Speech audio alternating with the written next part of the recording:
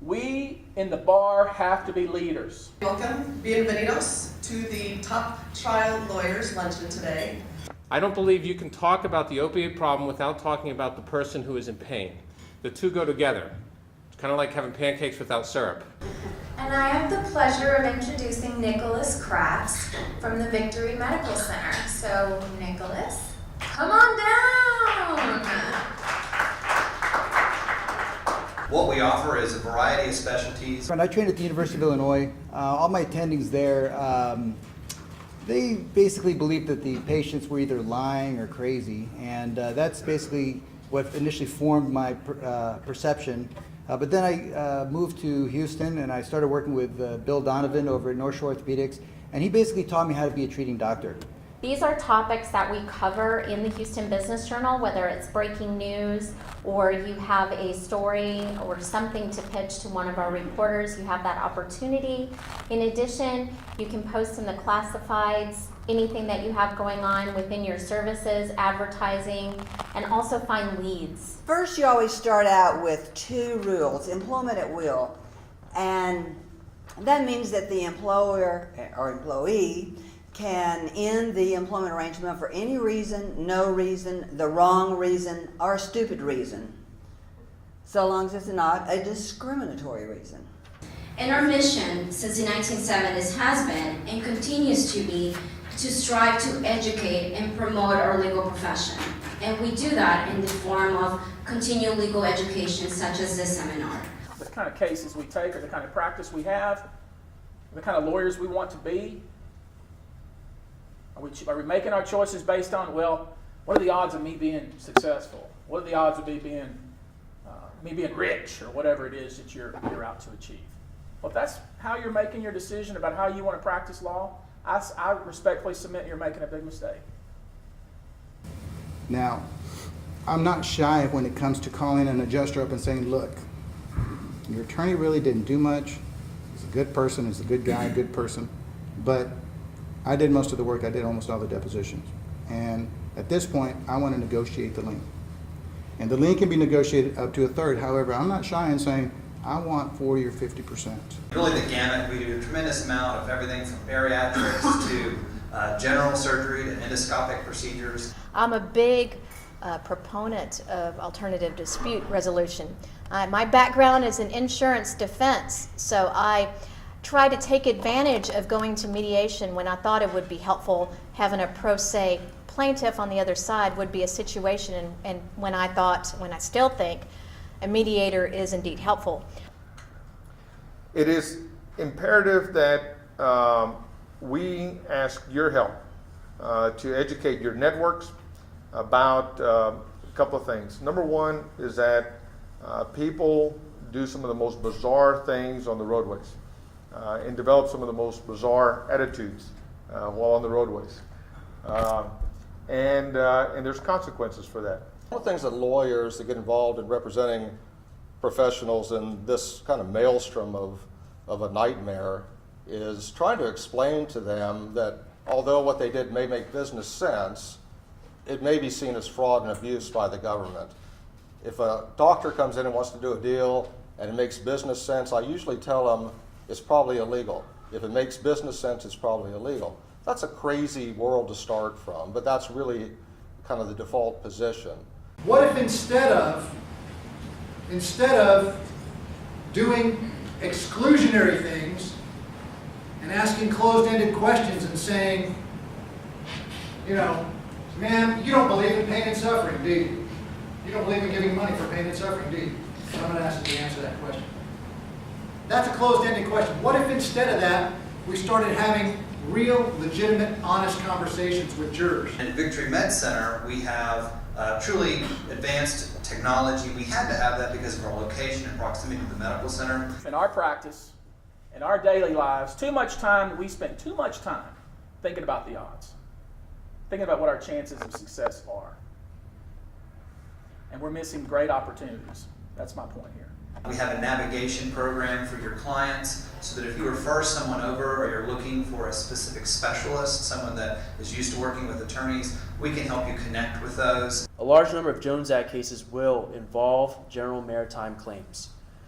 Fifth Circuit has held that the seaman may recover punitive damages for a willful and wanton breach of the general maritime duty to provide a seaworthy vessel. It used to be, for the first 20 years of this law, that absolutely nobody was disabled, okay? Anytime anyone filed a claim under the Americans with Disabilities Act, all it needed to do was check one box to figure out how the defendant or the company would get out of the case. There's almost no verdicts. Everyone got poured out. That all changed in the year 2008. Congress changed the law. President Bush signed the amended ADA, and now every single human being is disabled. You know, the best definition I've ever heard from any attorney about an executive is the executive are the ones who are in the office and they don't do anything. They tell people what to do. Get me some coffee, get me that report, get this person on the phone, let me see this person. So they don't actually do any of the actual work of the company, but they get into there on the meetings and they're on, you know, things, they sign off on things. But they don't do any of the work. They're doing a lot of pointings, things like that, bringing people in, you know, get Jones on the line, you know, things like that. One other element I will mention is that we know that different firms have different needs and you're looking for different things. So for some firms, you may be looking for a one-stop.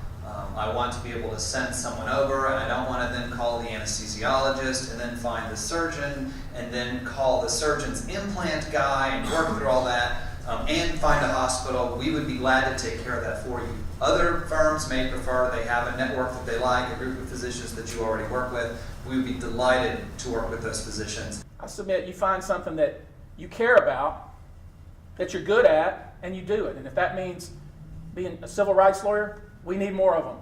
Be one. If that means you want to be an insurance defense, be one. As a practitioner in comp, I can tell you that insurance companies have just gone absolutely berserk. To the point that last August, the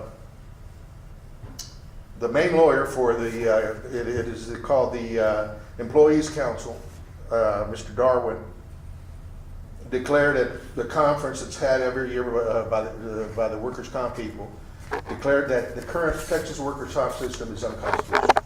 This is their lawyer. He said it's just silly.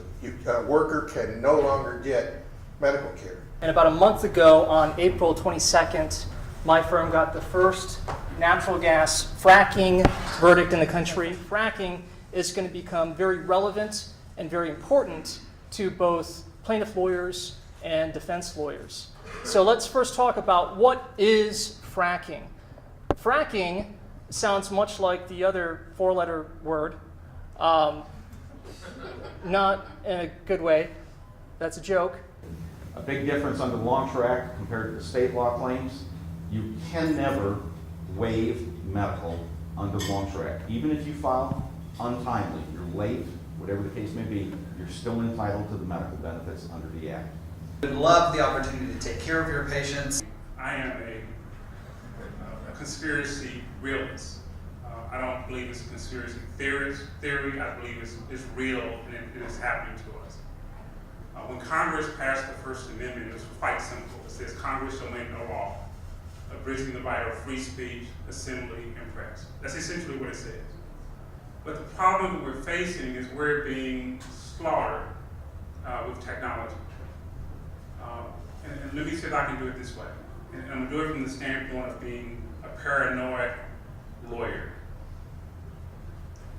When Edward Snowden gave his revelation that they are listening to our phone calls, they are gathering our data, they are downloading the information, and they're getting it from our service provider, and our U.S. government is using this data, and we're U.S. citizens, it played right into the hands of the Anthony Griffins of the world that says it is true. Of course, we can't take every case that moves us because we'll eventually go bankrupt, right? We have to earn a living. But you take cases to keep your practice afloat, but you take cases that move you, even if they're tough cases, even if the odds are against you, even if the chances are you will lose. Right? Too many of us don't do that. Too many of us take the easy way. And in that, you're missing the opportunity. Or, too many of us choose the kind of practice we want to have based on the wrong things and based on the odds. And I think that's a mistake. Finally, we in the bar have to be leaders. And I'm not suggesting, well, you got to be on a bar committee or you got to, however you choose to lead. We'll be more influential inside the tent than we will on the outside screaming and hollering. Now, we need people screaming and hollering, don't get me wrong. But we also need to recognize as lawyers that we're not all of one political mind in this room. And we shouldn't be pigeonholed in that way. There's a lot of us are straight down the middle. Some are very left, some are very right. But we all need to be active and be leaders. I mean, the great leaders of our country have always been what? Lawyers.